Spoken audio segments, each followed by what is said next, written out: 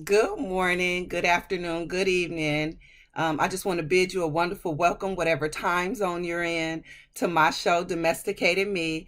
I'm Iona Renee, and this is my show. And just to explain about domesticated me one more time, or as many times as I can, to get people to understand the reason why I decided to do this show is to learn about other people. So these segments and these shows are meant for you to be interactive. They're meant for you to comment. They're meant for you to say things to me, disagree with me, agree with me, learn, take, glean, whatever it is. That's what I want. But I also want you to comment so that I can get some of the same thing, for it could be a twofer. If you've watched any of the episodes before, you know I love twofers, and they come from wonderful people like you. So if you subscribe to my channel, thank you for always giving me those twofers when you comment. If you haven't subscribed and you like the content, please subscribe, please share, please like the video, and help me with this journey I'm on to learn other people's perspectives. So today, the show is about synchronicity. I know you've seen it, the title, Synchronicity.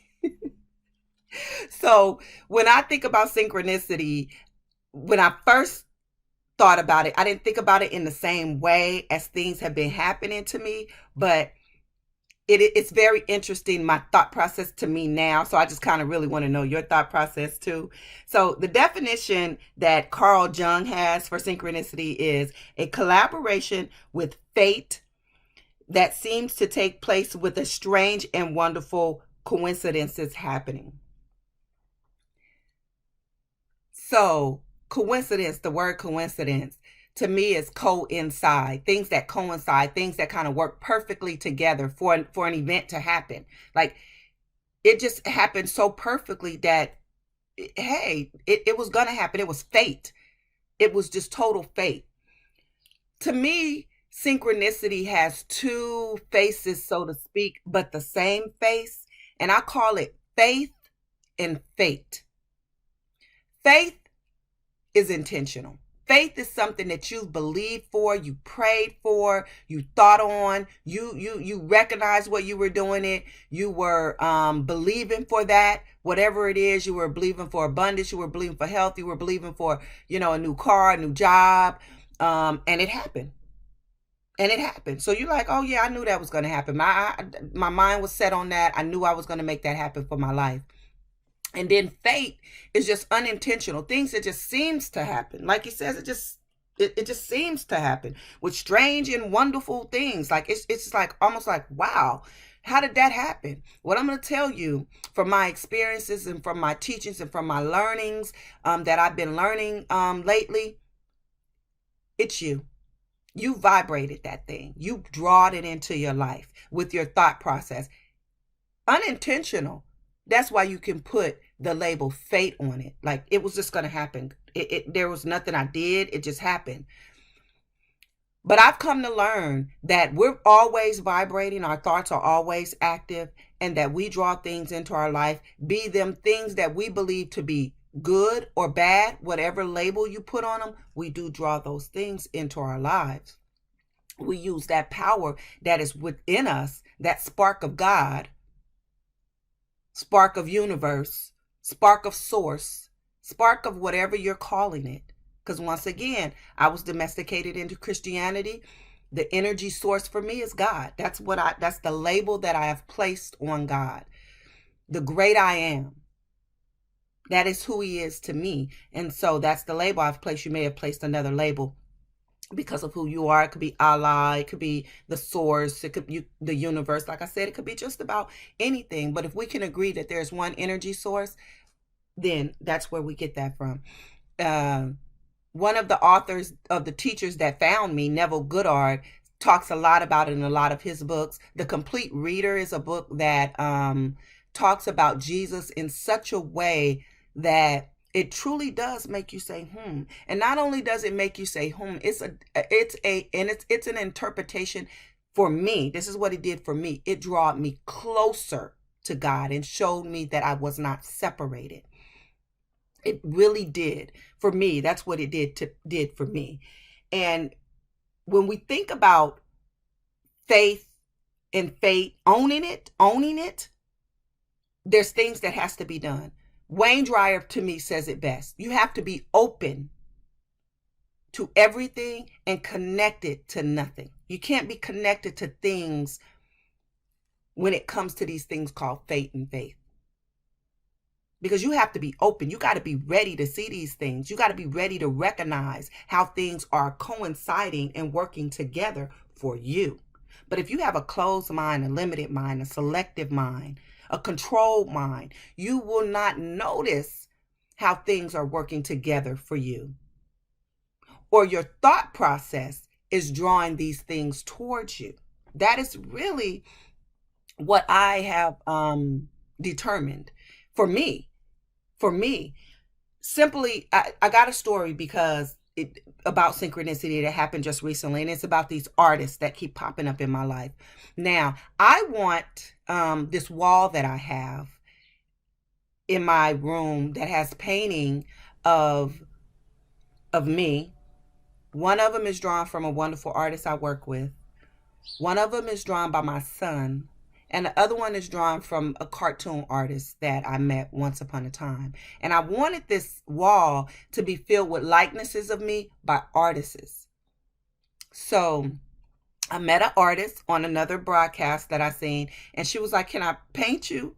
And I was like, "Sure, paint me how?" Off a shot of me. So she's working on a painting of me. I got so excited on it because I've been thinking about getting another likeness of me on this wall. And so I have another person that I met directly after that that's going to do another likeness of me. That is just because this is what I have drawn to me. I started drawing artists to me, and it seems to be working perfectly for what I want. My wall, is it coincidence or is it faith? Is it just fate? Was these artists going to come into my life? Was I going to be able to feature artists on this show? Because that's another thing I wanted to do, was feature artists on this show, talent. And now I got these wonderful painters that are just popping into my life. Wow. Synchronicity? Yes. Synchronicity. Because it happens to be faith.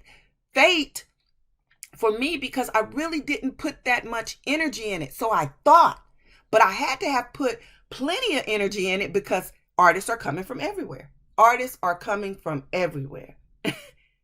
And I'm not only probably going to have 4 or 5 likenesses of me by different artists.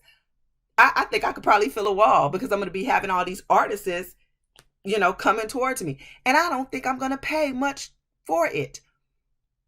And I don't even mind blessing or paying for talent. But I just believe that it won't be something that is going to be like, "Oh, you want a likeness of yourself? $3,000. I'll make something really nice."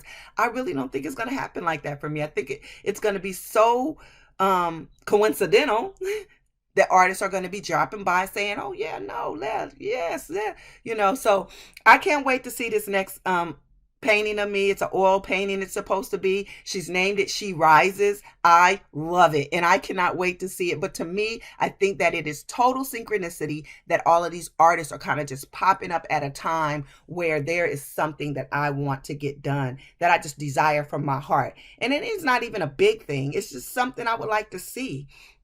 So it's kind of interesting, right? And when it comes to faith, guys, I can never say this enough. Don't limit your faith. Don't put it in a box. Make sure that you're open. Be aligned with your faith. Be aligned with it. Be aligned with the hope. Be aligned with the unseen. Hebrews 11. And understand that all things work together for your good. Romans 8:28. Those is from the word. That's from the word. For those of you that are not familiar with those scriptures. Your faith takes an active imagination. Not bearing on it, saying, "How is it going to happen? When is it going to happen?" But actively just understanding that it is going to happen, building upon it. How is it going to look like? How is it going to feel when you have that thing? That's what faith is.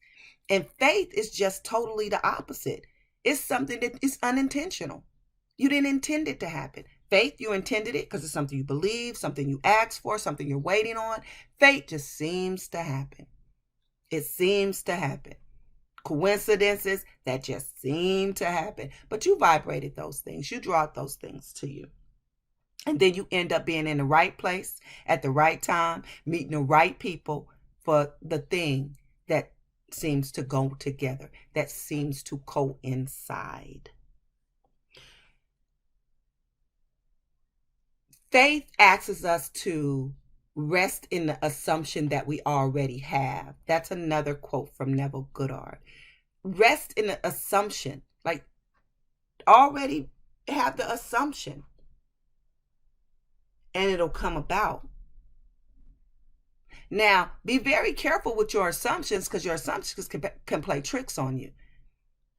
Your assumptions can not be a good thing if you're assuming things that are not for you. That are not for you.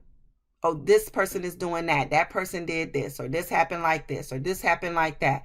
If you're doing that type of assuming, that is detriment to you. So be careful with your assumptions. Be careful with them. They're good to rest in them, but be careful with them because you can set yourself up on a downward trajectory on assumptions. That's the other thing that I've learned. And the next episode might be on assumptions now because I believe that we really need to talk about that and how our assumptions can be a barrier to our faith.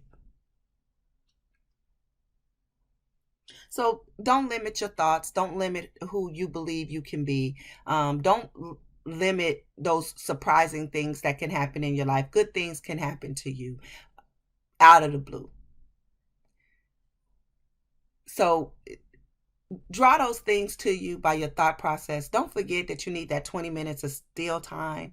Meditate, listening to the great I am, listening to that energy source that is within you, listening to your God who means you no harm. Take that time for yourself. It's important, whether it's in the morning time or in the afternoon, you really need to take that time for yourself. Figure out what the best time of the day is for you. There's no way to do it wrong. That's the other thing I learned too. People are scared of meditation or sitting down and being alone and not talking because they don't really think they're doing it right. There's no wrong way to do it. Just do it. So once again, if you like the content, like the conversation, got something to say, please write me in the comments. I really look forward to hearing from you guys.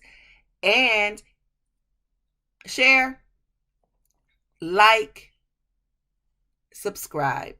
Because if you're a person that just fell upon this video, trust me, you vibrated it into your life for some reason. And anything you take out of it, hopefully is something that'll help you move to the next step because the teacher finds you. And once the teacher finds you, wonderful things begin to happen. So thank you, fam, for tuning in today. And I'll see you next week on Domesticated Me.